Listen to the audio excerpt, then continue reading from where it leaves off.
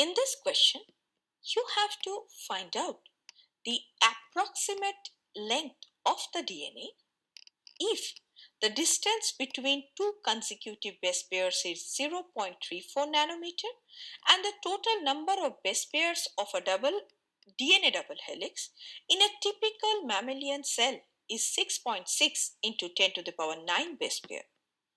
Now we know that the length of DNA is equal to number of base pairs into distance between two consecutive base pairs.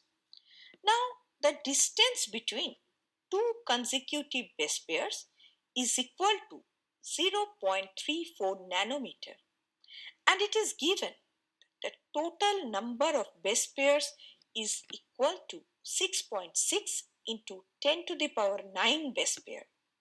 So the length of the DNA is equal to 6.6 into 10 to the power 9 into 0.34, which is coming to 2.244 into 10 to the power 9 nanometer.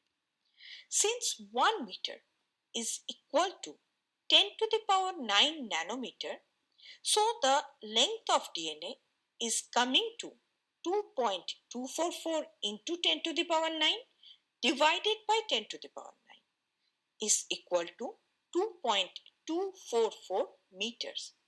So the approximate length of DNA is equal to 2.2 meters.